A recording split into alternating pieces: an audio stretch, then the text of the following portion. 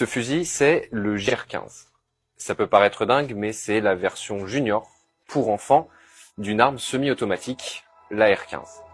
C'est l'arme qui a servi à tuer mardi soir 21 personnes, dont 19 enfants, dans une école d'Uvalde, au Texas. L'auteur présumé s'appelle Salvador Ramos et il est âgé d'à peine 18 ans. C'est en fait le dernier nom d'une longue liste de jeunes tireurs aux États-Unis qui a commencé avec la fusillade de Columbine en 1999. Récemment, il y a eu Nicolas Cruz, l'auteur de la fusillade de Parkland en 2018. Il avait 19 ans. Dimitrios Pagourtzis, qui a ouvert le feu dans un lycée à Santa Fe, il avait 17 ans seulement. Ou encore Kyle Rittenhouse, qui a tué 2 militants antiracistes en 2020, à 17 ans lui aussi. Mais comment est-ce que ces jeunes ont-ils pu avoir accès aussitôt et aussi facilement à des armes?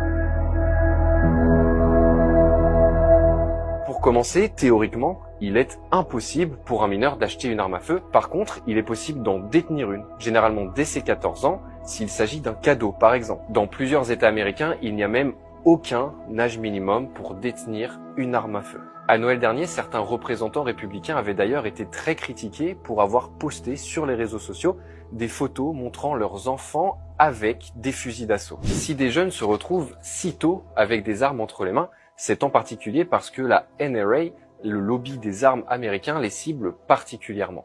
Pendant longtemps, en accord avec les différentes marques d'armes, l'opération sélection